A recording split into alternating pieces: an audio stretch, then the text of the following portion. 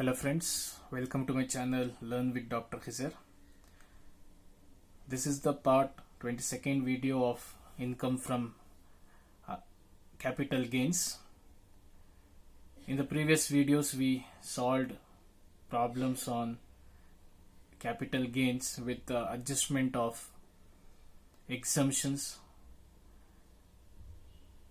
In this video also, further continuing to this, we are going to solve the problem. I think it is problem number 12 what we have to solve today.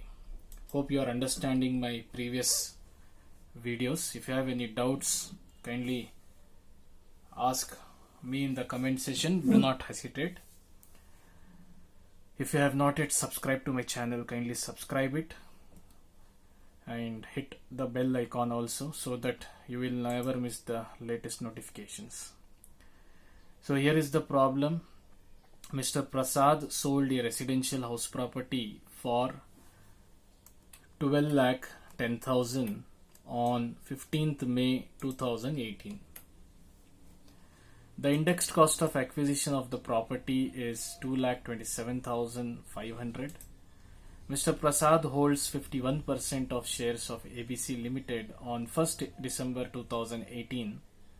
The total investment made by Prasad in ABC Limited is 8,50,000, out of which the company makes the following investments.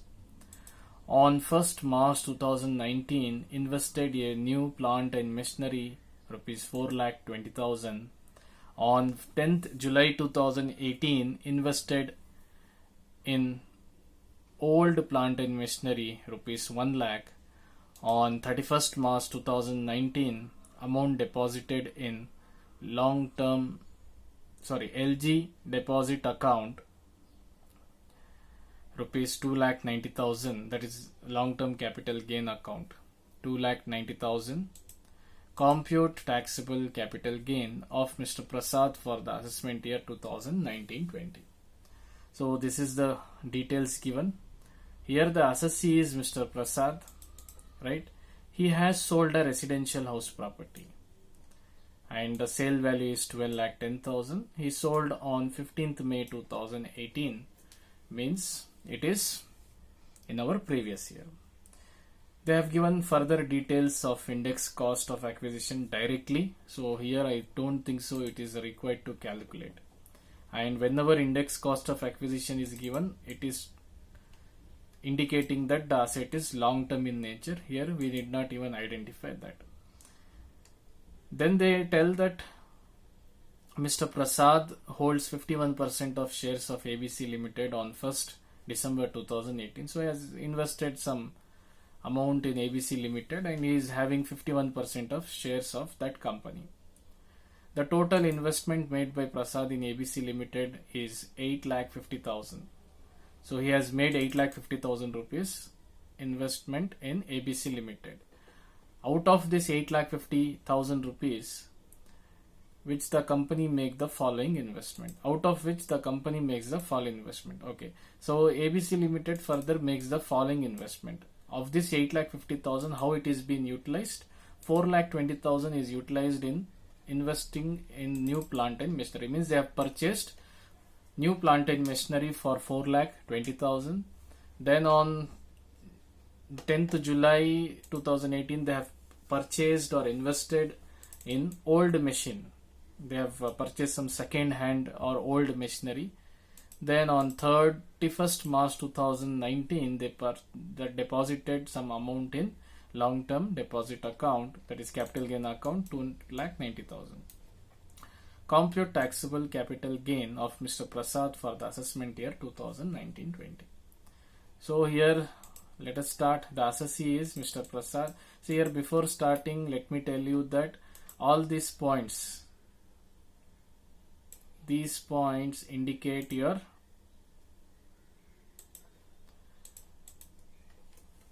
exemptions. Okay, so he sold residential property and he invested in ABC company, and that company, how they allocated that is investment, how they have utilized the investment of 8,50,000, it is mentioned. I don't think so they have utilized full 8,50,000, right? So they have utilized only 4,20,000 plus 1 lakh plus 2,90,000. So they have invested 8,10,000 rupees. They have utilized already, and remaining it will be there in the form of capital in the company itself. Okay, do not get confused with this point. Okay, because here the amounts are not tallying with 8,50,000. Remaining 40,000 rupees, balance of this 3, okay, is being kept in the capital account of the company itself. So now he has sold residential property, he has invested in shares. Let us see which exemption is applicable considering the conditions, okay, later on. Before that, we will just start solving long-term capital gain. Okay, so the property, okay, assessee is Mr. Prasad, he is a resident. It is then previous year 2018-19, assessment year 2019 and 20.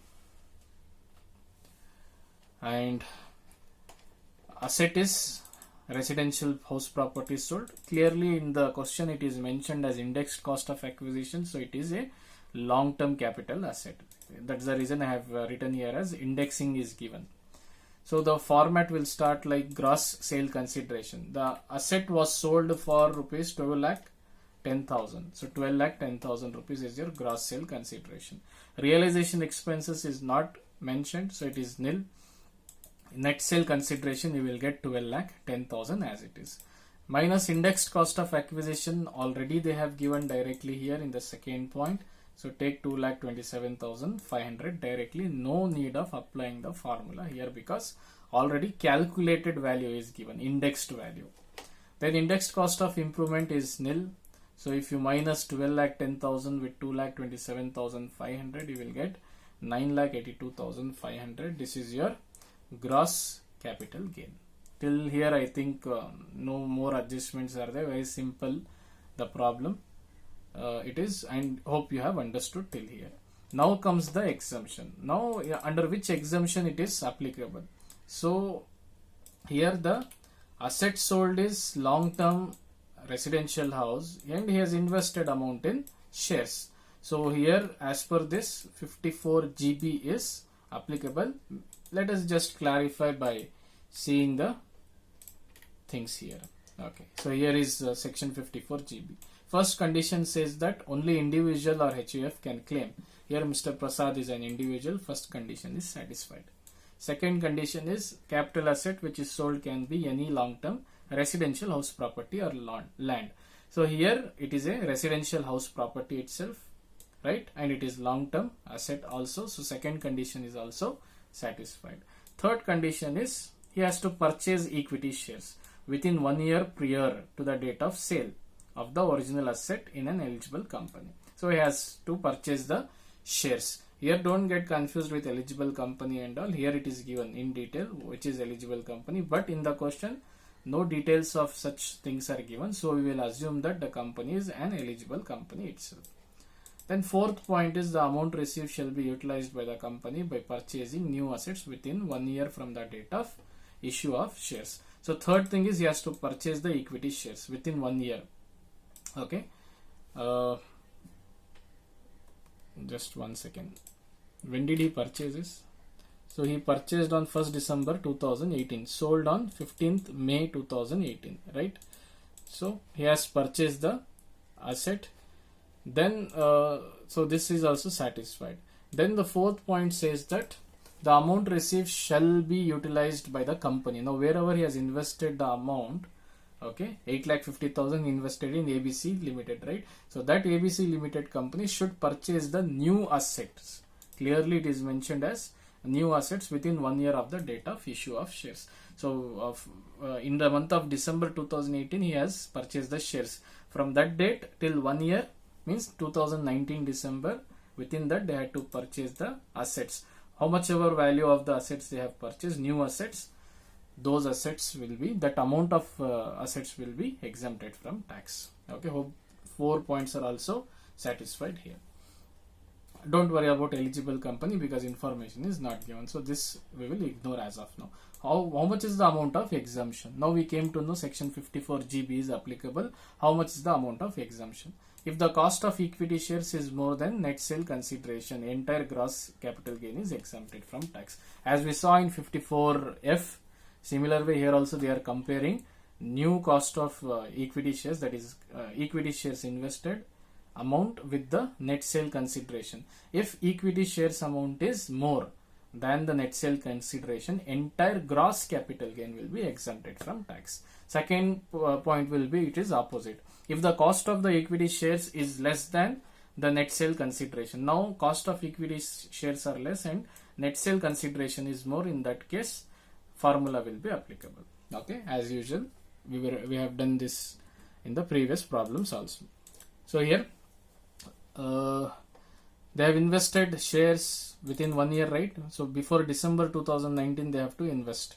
So March 2019 this is qualified, 10th July and 31st March. Okay, within December they have purchased. But here if you see, second one is old plant and machinery. Old plant and machinery we are not going to consider because clearly it was mentioned as new assets should be purchased within 1 year. So old assets we are not going to take. Hope you have understood this point. This is very important point. Okay, why we are not going to take this is because it is old plant and machinery purchased. Only new plant and machinery we are going to consider. Okay, and whatever the amount deposited in capital gain account scheme, okay, that we are going to consider. Okay, so anyways, let us start. So till capital gain, I think you have gross capital gain you have understood, 9,82,500 it is. Now exemptions, let us start understanding here. Exemption under section 54GB, how it is applicable. If the cost of the equity share is more than net sale consideration, the entire capital gain is exempted from tax. Now cost of equity shares is 8,50,000 he has invested, right? Here it is clearly given 8,50,000 invested in equity shares, right? So that will be compared with net sale consideration. Net sale consideration 12,10,000. So if equity share value is more and net sale consideration is less, in that case what we will do, entire capital gross capital gain will be exempted. But here it is not the case. Our equity shares is less than the net sale consideration. So this we are not going to consider. That is a full exemption we are not going to give, means that we are going to apply the formula. What is the formula? Gross capital gain, that is 9,82,500 divided by net sale consideration, that is 12,10,000, multiplied by cost of new equity shares. Now cost of new equity shares, clearly it is mentioned, right? So cost of new equity shares are how much? New, that is wherever the new investments are made. So it is 4,20,000 plus even you can consider amount deposited in the account. Okay, so if you consider this 2, you will get 7,10,000 rupees. 4,20,000 plus 2,90,000. Okay, 7,10,000. So if you substitute the formula, that is net gross capital gain of 9,82,500 divided by net sale consideration of 12,10,000 multiplied by total of investment in new assets, leaving the old assets, that will be 7,10,000. That is 4,20,000 plus 2,90,000. So you are going to get 5,76,500. 8.26 to 0.26 we are going to ignore. Okay, so now this is the amount of exemption what we are going to claim under section 54GB. Fine. Now you minus with the gross capital gain, you will get 4,05,992. that is your long-term capital gain. Hope you have understood this. Okay, note here, investment made in old plant and machinery does not qualify under section 54GB. Okay, so here one thing you have to remember, old investment should not be taken. Wherever the assets are purchased newly, that you are going to consider, and if they have invested in some deposit amount in the bank under capital gain account scheme, that also you can consider. Okay, see you in the next video. Thank you very much.